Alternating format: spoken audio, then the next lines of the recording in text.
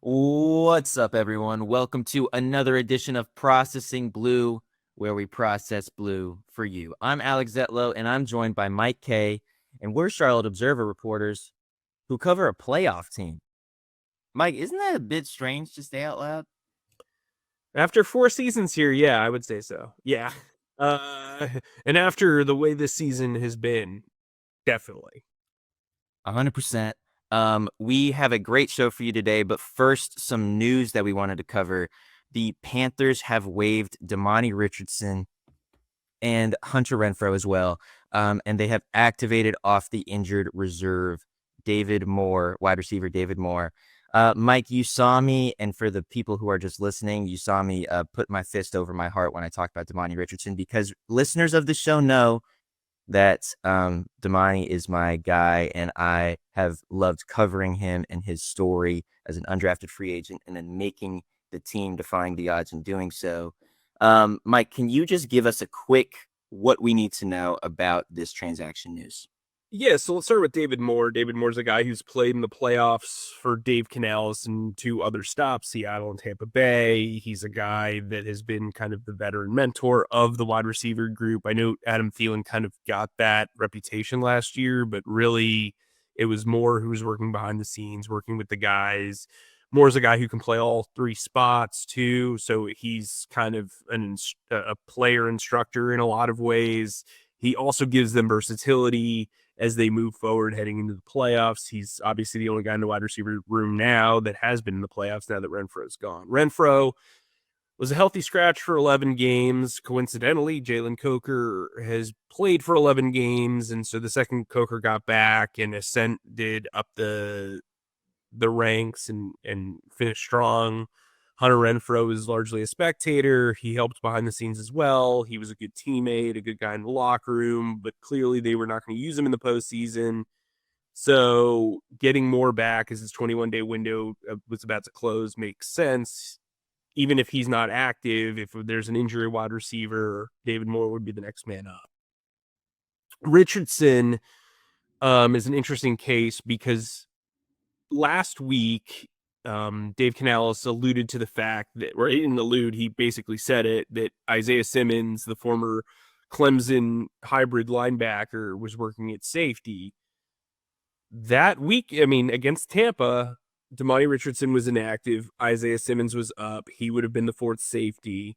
And so it was clear that Simmons had jumped him in the pecking order, both on special teams and on defense. And so it made sense if they needed an extra spot, which eventually they might for Robert Hunt, he would be the one to go.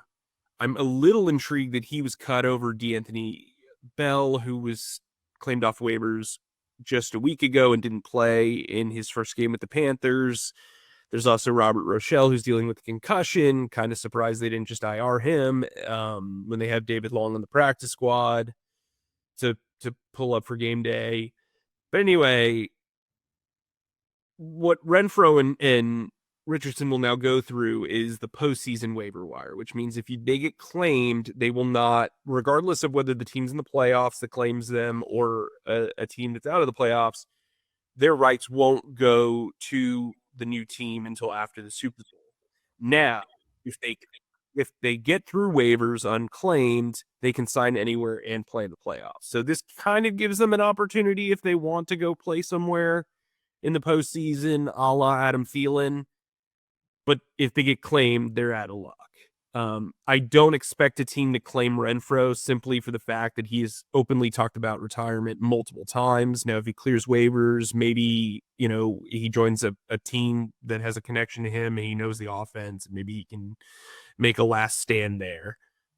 Richardson, though, I could see a team that's not in the playoffs kind of jumping at the opportunity to grab a second-year player, have him immediately on the roster next off season and work from there. I'm actually a little surprised Damani was released just because I thought he had built equity just being an internal guy that they sought after. That said, he's an exclusive rights free agent after this year, so it's like if I'm a team, I'm like, well, why am I claiming him just so he can become an exclusive rights free agent?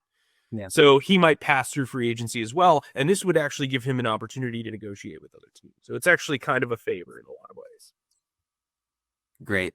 I'm really happy that you didn't pull the whole Raheem Blackshear sort of thing and make fun of me for such a devastating day in Alex Zetlow's world. We're all Uh, ruining his people now. That's just what's happening. Appreciate you. All right, but anyway, back to the playoffs. Because that is probably what these listeners are tuning in for. Again, as I was saying, we got a great show for you today. We've got Jake Delhomme joining our own Scott Fowler on the show a little bit later, and they're going to talk about the strange wonder that has been this season for the Panthers, who, of course, are playing in their first playoff game since 2017 and their first in Charlotte since 2015 on Saturday against the Los Angeles Rams. And we also have just our regular programming set up for you as well. But Mike, I wanted to start with this. Obviously, the NFL's playoff system is a meritocracy. There are clear rules of who gets in and who doesn't. You ask players, we ask players throughout after the Tampa Bay game, do you feel like a deserving participant? And of course, that's an obvious question for them to answer, as well as for us to ask, because or for most people to discern, because of course there are rules, there are reasons why teams make it in, even if the Panthers are 7-9 and going up against a team with 11, 12, 13 wins in the playoffs. That said, the Panthers needed a lot of help to get into the postseason, and ultimately doing so thanks to their division rivals, the Falcons, beating the New Orleans Saints in Week 18. So let's just open this up to a general discussion. What are your thoughts on the Panthers, quote unquote, moonwalking into the playoffs and making this substantial history? I think we're the only ones that are using that phrase, by the way. So, By the way, I think you're the only one. You're the one who's making me do it. Not making me, but you said it once, and I was like, that's just like such a fun way to do it and like an easy way. Everyone knows what you're talking about. Plus, the Panthers have Mike Jackson on their team. You know what I'm saying? So it's easy. But anyway, carry on. it's cool. I see other people just steal my content all the time. But as per usual, I have a kind of nuanced take on this. I'm a traditionalist, so like the rules are the rules. Like that's what it is. And listen, if you're the Rams, how can you complain about the NFC South getting a home game over you when you couldn't beat the Falcons or the Panthers? Like that's the argument against, right? And then yeah, you could argue the entire NFC West trio had better records. And so it's like, yeah, the Rams and the 49ers didn't win the division, but I mean, they clearly had a much better season and were much more successful than the Panthers. I think that stuff ultimately whittles itself out. The Panthers, if they win, will go to Seattle, who, if I were them, I would never want to play for the rest of my life. And are going to be, I mean, they're 10.5 point, they're 10.5 point favorites, or excuse me, underdogs. Yeah. Against the Rams. I mean, that number might be 17.5 against Seattle on the road. So, yeah, I mean, I think it all gets, cleared out in the wash, so to speak. I mean, they had the best record. Like, it's a division. That's you don't get to choose who's in your division. You just have to do what you got to do. It's the same thing as like people saying, well, Mike Strahan said that he's got the 16-game record for sacks and Myles Garrett has the 17-game record. Like, it's not, he doesn't choose how many games they play.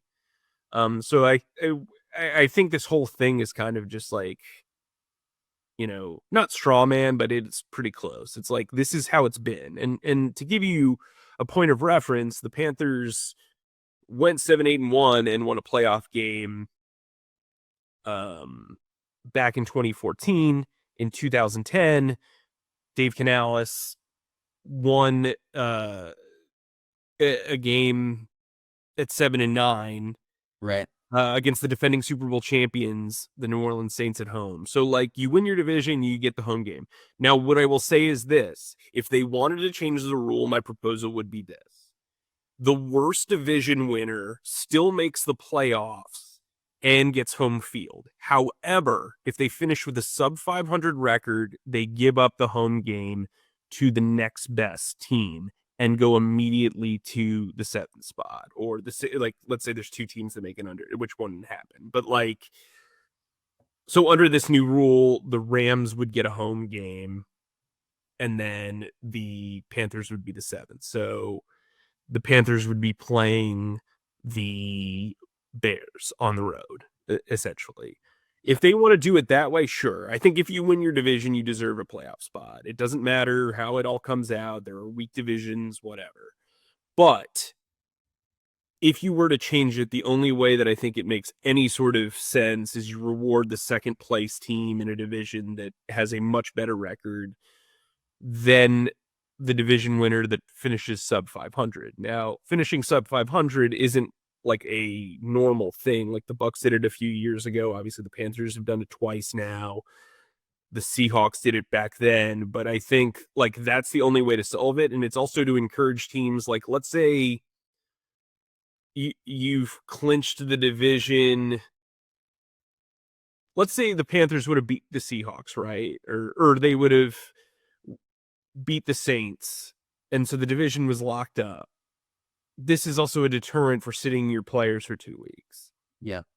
So I think like that would be the way to go. That's like, I haven't done a ton of thinking on it, but like that's the only logical step to me. It's interesting, and I think it's interesting that you honed in on the keeping it above 500 kind of point. This is the first time I'm hearing this theory. The only thing that immediately comes up is, what if multiple teams somehow are below 500 and win their divisions? I'm not even sure that's mathematically possible, actually. Well, in that case, the league should just do away with those divisions. But in that case, they would give up. So the Seahawks and whatever, like, it's fine to win your division, get in the playoffs as a sub 500 team. I think like that's acceptable. I think nobody has an issue with that. I think the home game is the thing that a lot of people kind of circle and say, you know, the Rams have 4 more wins than the Panthers. Like, you know what I mean? So I think people have legitimate gripes, but under the rules, like that's that. I mean, that's what it is, right? And so the Panthers did moonwalk. They did. They backed their way up into a playoff spot, but the reality of the situation is they had the best record based on tiebreakers. What's funny is like the Falcons were eliminated from the playoffs like a month ago, and they finished in a 3-way tie for the division lead. So crazy.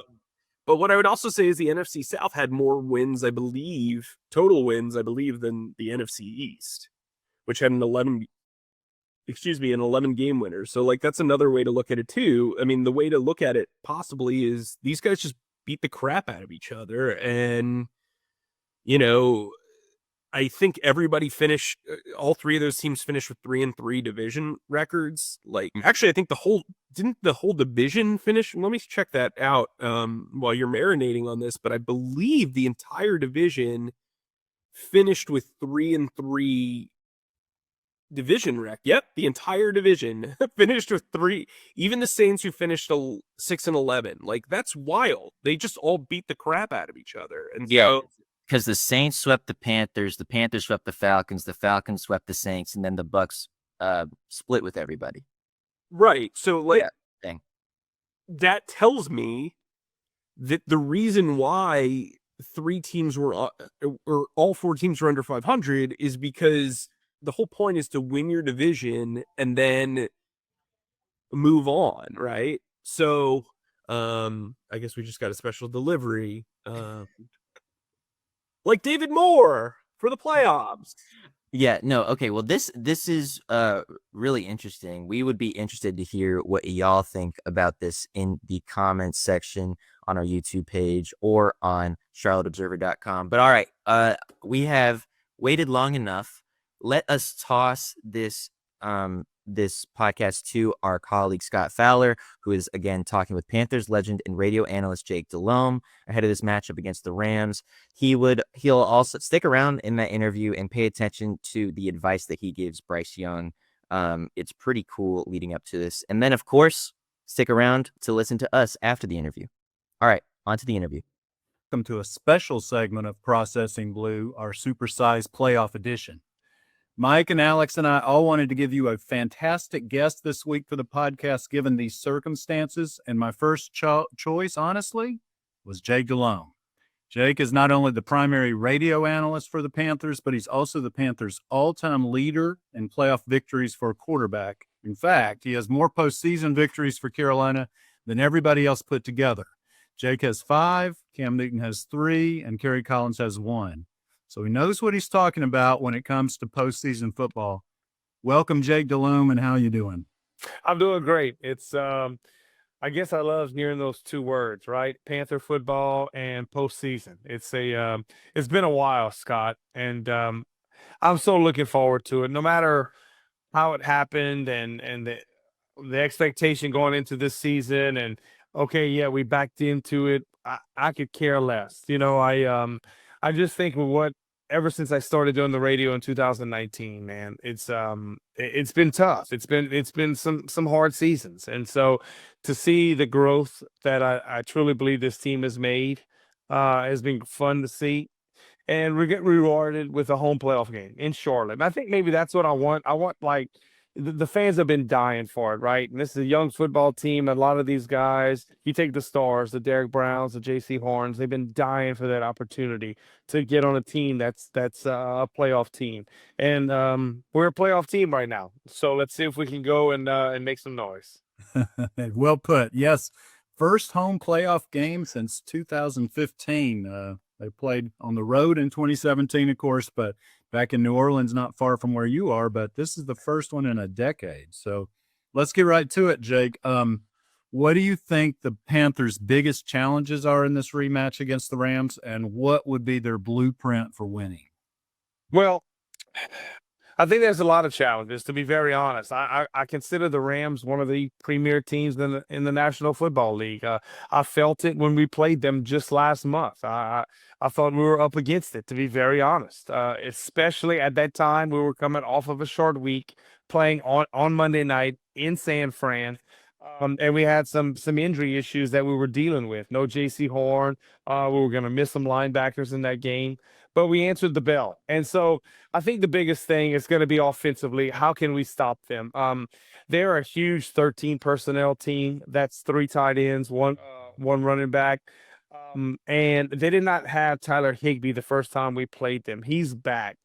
And I know it's just one game, but watching them yesterday, I didn't study it as we were taping this, I didn't study it as much as I've seen all 22 just yet, but watching them play against Arizona, the 3 tight end sets that they run, they do a fantastic job. And it's all these little quick motions, shifts, and they put you in problem areas as a defense, and they stress you.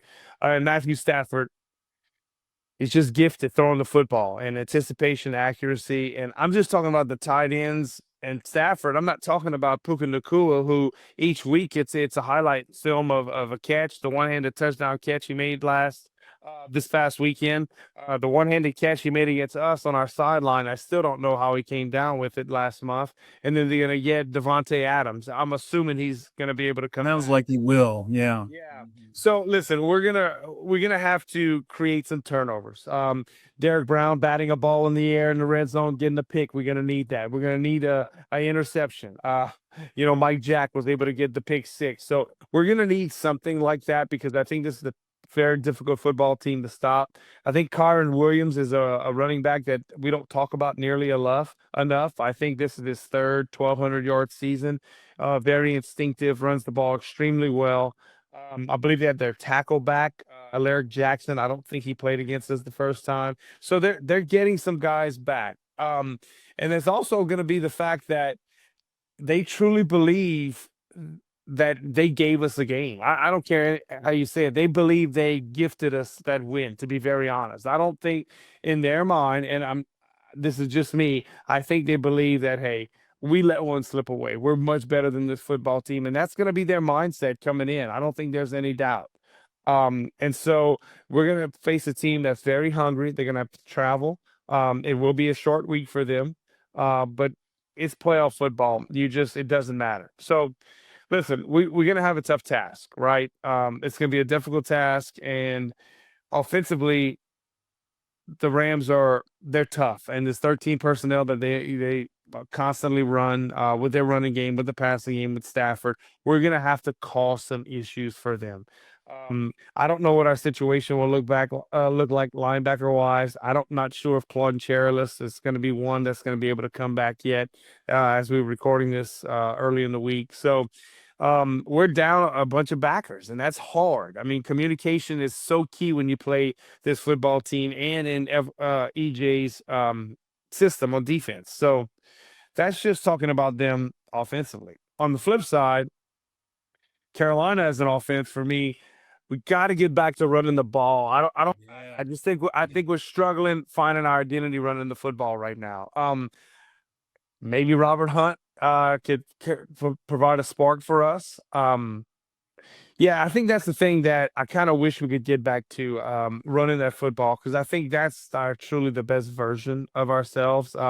They have a front that can get after you up front in the Rams, and so with them, we got to protect Bryce in that regard, because they can get after you quick, right? But I just think we have the advantage against their secondary. I think their corners, they're thinner guys. I think we have an advantage there. But you got to be able to get the ball off, because they will send some pressure, and they can get after you. They're talented up front as a defensive unit.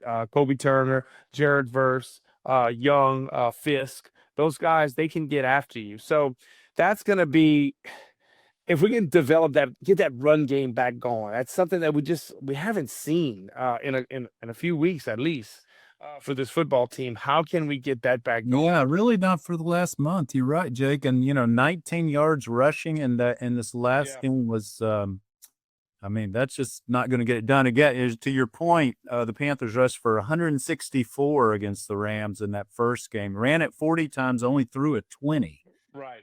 So Very efficient throwing it. 50, I think Bryce was 15 for 20, 3 touchdowns.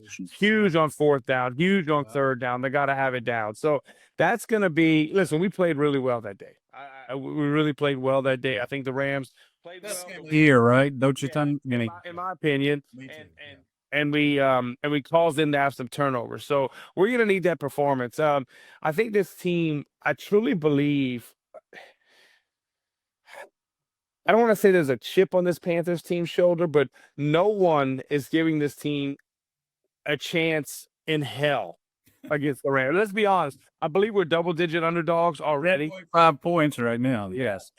And okay, it's a nice story. The NFC South wasn't good. Well, that happens. And so what? You go back to, what was it, when the Saints, they were complaining they had to go travel to play Seattle with the Beastquake game, right? Yeah, when they had 2010 or something. Yeah, everything else was near on the Seattle sideline. Yeah. All right.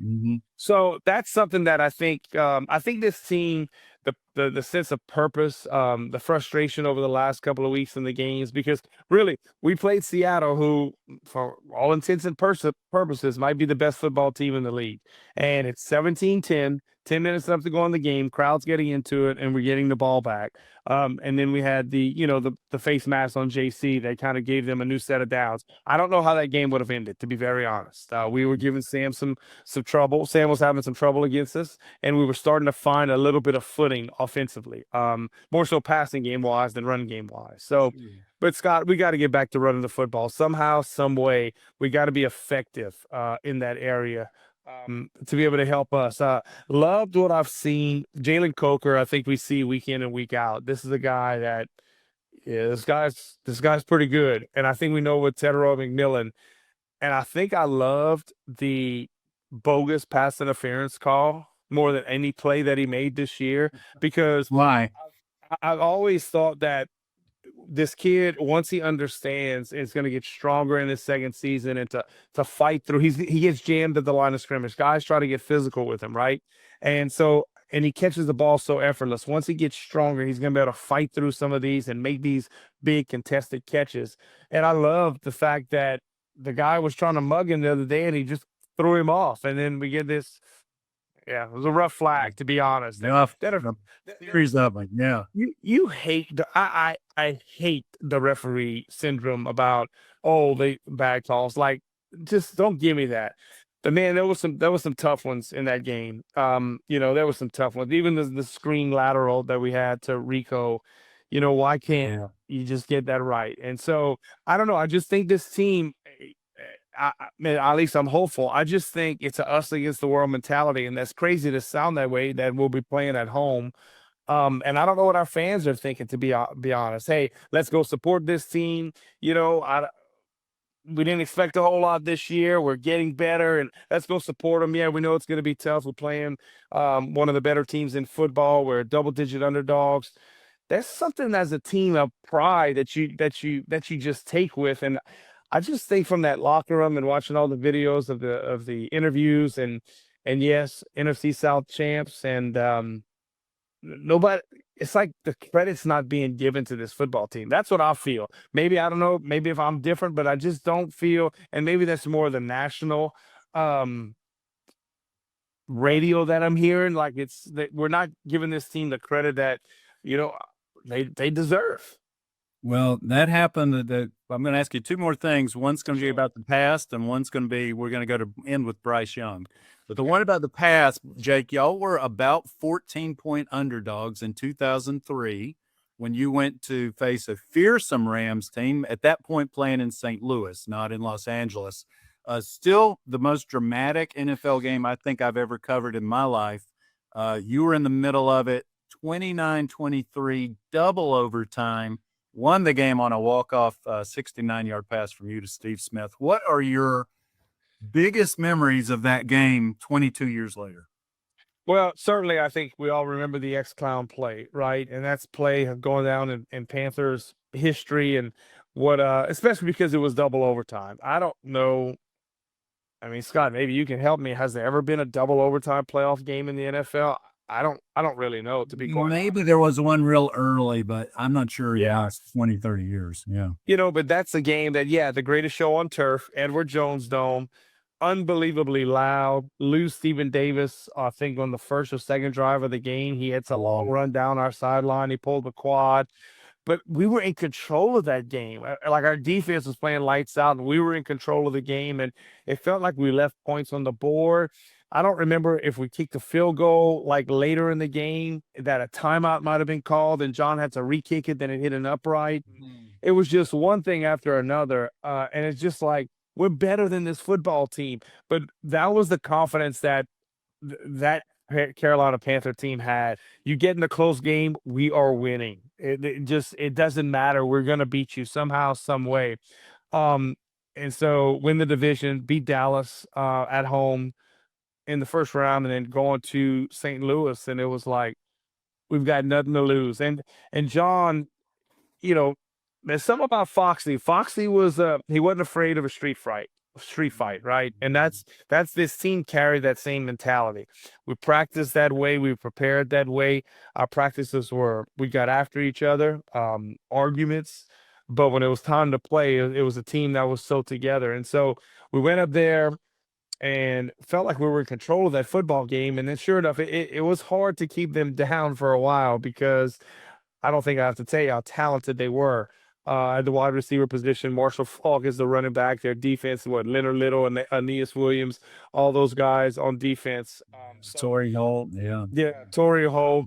It was a great battle. Goes to double overtime, and the infamous X-Clown play that Dan Henning and the coaches put in that week for that particular game. I believe we ran it twice in that game, once for a first down and the other for the 69-yard walk-off from Smitty. But yeah, it was awesome, man. That place was so loud.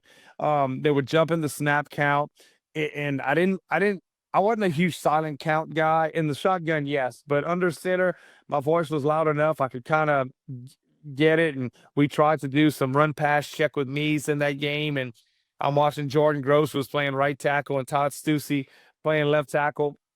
They would kind of watch. I'd swing my head from one way to the other. They would know that's the rhythm I'm going to go with, and they would just kind of try to time it up. And, just a hard-fought battle that ended up in our favor. And, God, just euphoria in the locker room after, on the plane ride home, bus ride to the airport.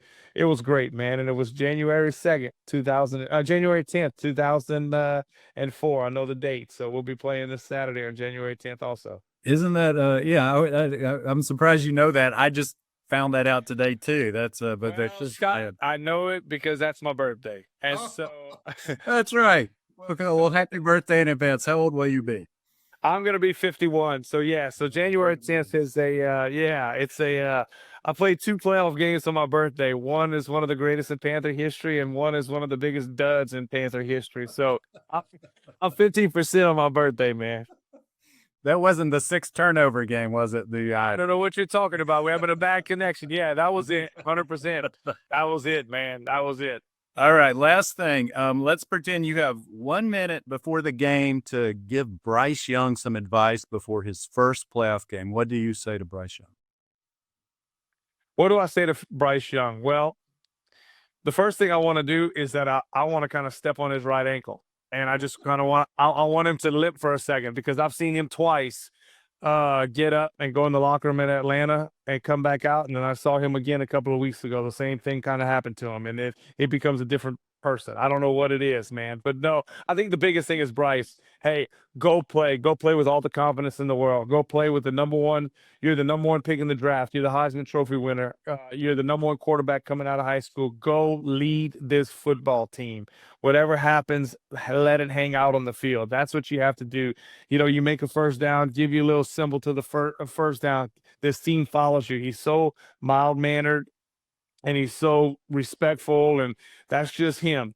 But man, when he shows a little bit of emotion and things like that, this team feeds off of it. I think the crowd feeds off of it. But just go let it out. Go play. Have fun and play. I think the biggest thing I know for playoff wise, and yeah, I just always felt you take your same approach. You prepare like heck going into the game, and that's one thing that he's gonna do. He's gonna prepare. I think you know that, but you got to go play, man. This is when it's fun. This is when it means the most. There's something about that playoff atmosphere, and it's gonna be electric at the stadium on Saturday afternoon. I know it. I can feel it. Guys are gonna come out the tunnel different than they ever have. It's just something about it.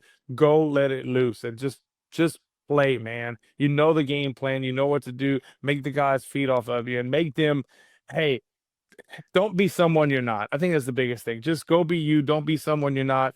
And I just love when he's Houdini back there sometimes, man. There's sometimes how he gets out of things and how he keeps that vision down the field is pretty remarkable, to be very honest, when we watch it. And we have one of the best seats in the house.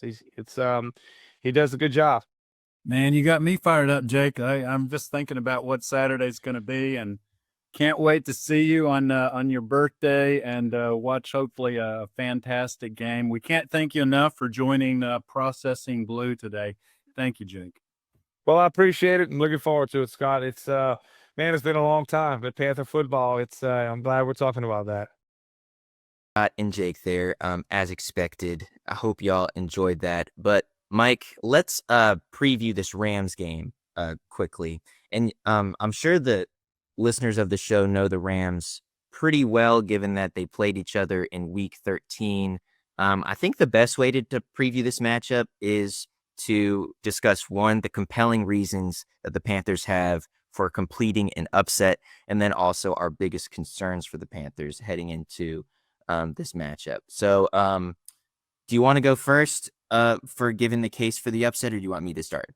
Yeah, sure. And I also don't want us to forget, you predicted that the Panthers would go 8-9 this year. I wimped out after the training camp of chaos. I went from 8-9 to 7-10. Joke's on me. Hey, I appreciate that, man. Yeah. Nice job on that. The reason why the Rams are a good draw is they are 2 separate teams at home and away. At home this year, they were 7-1. On the road, they were 5-4.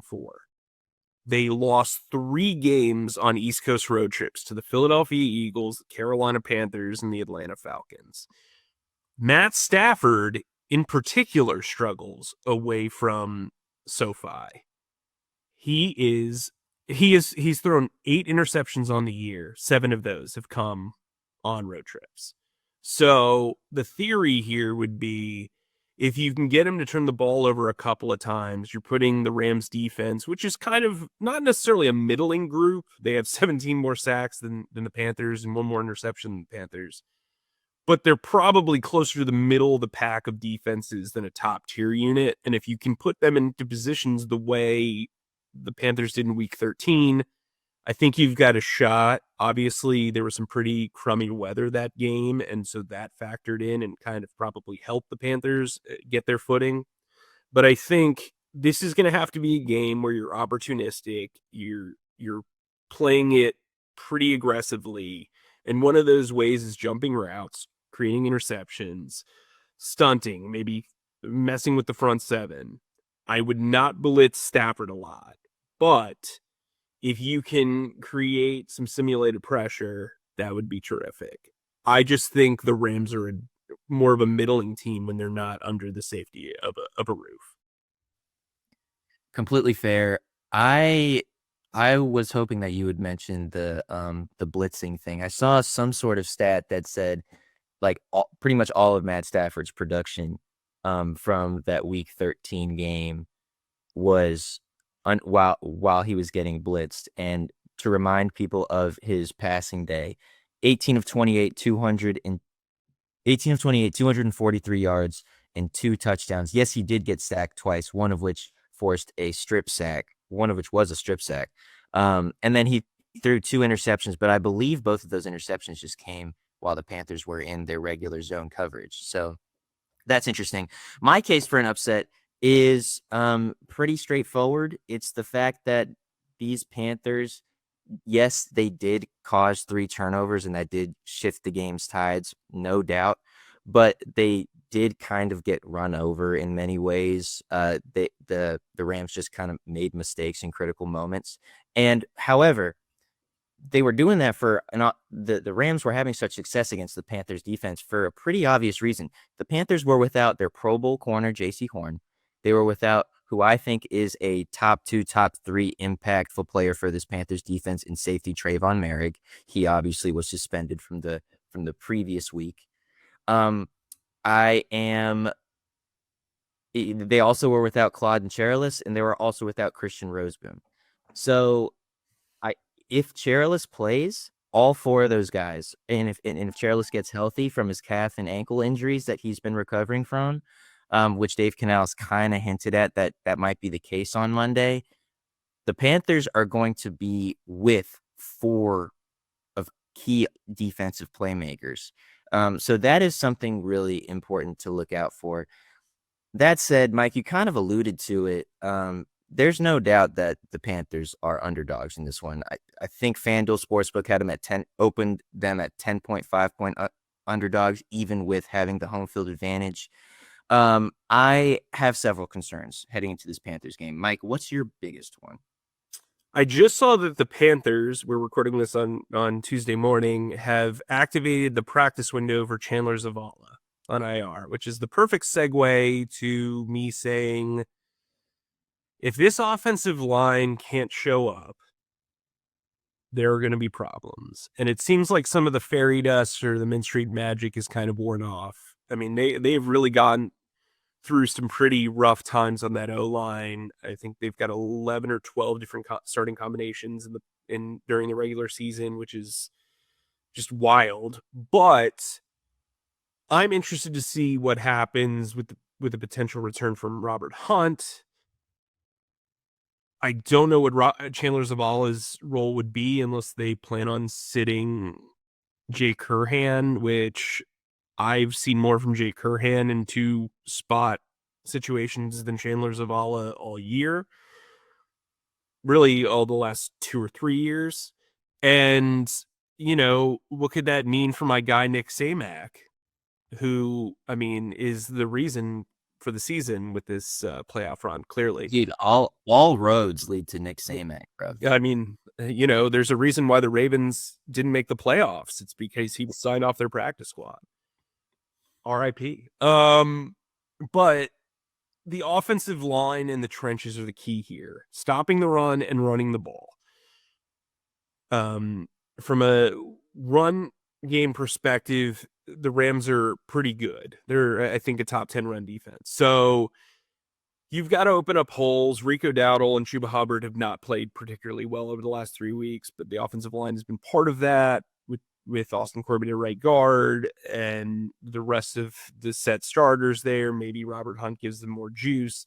On the opposite side, we saw the Bucs run all over the front seven. Otherwise, they've been pretty good, especially when Turk Wharton has not been playing. I did a statistical analysis of heading into this past game. When Turk's in the lineup, they give up 142 rushing yards per game. When he's not, they've given up like 100. Now, there are a lot of circumstances that go into it. It's not completely on Turk, whatever, but they've made up for his absence in a positive way against the run with Cam Jackson and Bobby Brown. Kyron Williams is like an absolute dog. And I think what makes the Rams really dangerous, yes, Matt Stafford threw for 48 touchdowns. He threw for 4,400 yards, led the league in both. But what makes them scary is that they have a set of balance because of how good Kyron Williams is. This is his third straight season with 1,100 rushing yards and 10 touchdowns, and at least 10 touchdowns. Like, he is going to be the key for them, because if it's rainy again or the weather's cold or whatever, they're going to rely on that run game. You have to tackle well and you have to make stops, especially as you mentioned, the linebacker injuries with Claude and Cherilus and having to play Chris Barnes and do all that stuff. So yeah, the trenches. This is the highest paid trench group in the league. They combined O-line and D-line, they pay more than any team in the league. It's not close. The offensive line is by far the highest paid APY in the league, and the D-line is up there as well. I think they're second. So you got to win the trenches. That's how you win games and championships. Yeah, exactly. It's almost like winning the line of scrimmage leads to winning football games. Yeah, no, that's good stuff. And yeah, just quick thing on Chandler Zavala. You're not suggesting that Chandler would take Austin Corbett's spot at right guard if Robert Hunt doesn't get promoted. Well, he had, if you remember correctly, like when Corbett came off IR, he started a game at left guard and then went to be a backup for Zavala. If Hunt's not ready to go, which I get kind of like an iffy sense heading into this, then maybe it's Zavala starting at right guard. Like, they've seen the run game kind of regress. Maybe they try to take a shot with a guy who they feel like is a big-bodied strength guy. I don't see it. If the choices are Zavala or Corbett, Corbett's a slam dunk in my opinion.